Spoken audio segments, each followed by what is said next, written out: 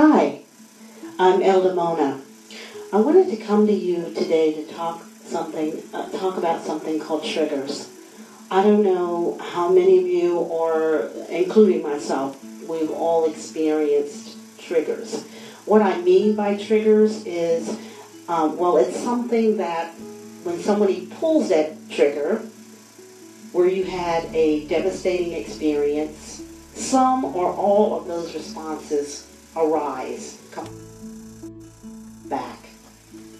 And they are real and they are toxic because they were meant to really shut you down. And so what they do, they take you backwards to whatever the original thing happened, and you get those same responses again. Where you were wounded initially, NCIS would call residue. Residue is left behind, or evidence of an incident.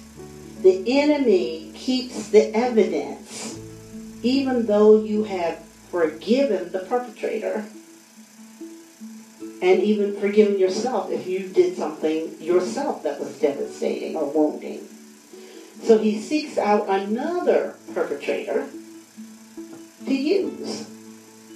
So God obviously brought you out of the first one, which was meant to shut you down. But the enemy tries it again and again and again.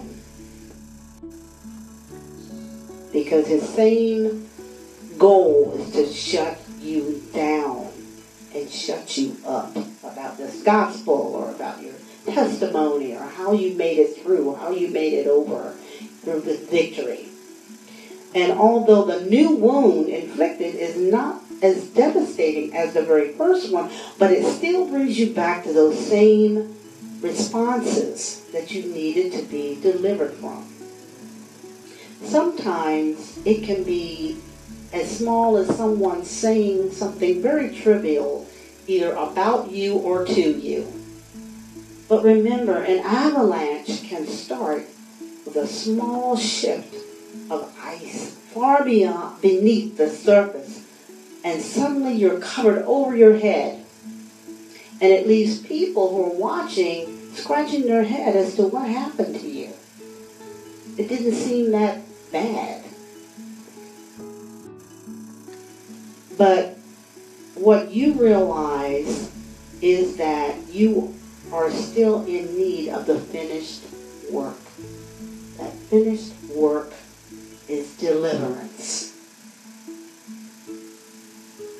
If you have anything that keeps coming back, it usually is due to that trigger that was sent you sailing back.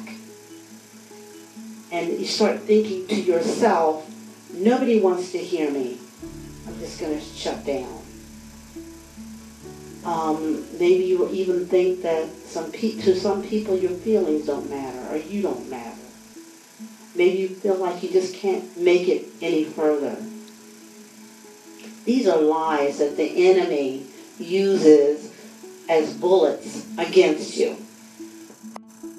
But God, but God. The Lord reverses all of those bullets with truth. You are who God says you are. You are not defined by past responses. The answer? More of God and less of you. Less of your flesh that is alive and kicking, and more of His Spirit. So you have to be renewed in your mind. When the Lord allows these things to surface, and I do say that He allows them to surface because many times we feel that we have gotten over these things. These things are so far behind me. They do not exist for me anymore. And sometimes we don't realize that they do still exist for us until something happens, until that trigger happens. And then it sends you spiraling downward. And you have to humbly submit and surrender unto the Lord and allow Him to deliver you from things the enemy holds a residue to in your life. It can hold you hostage.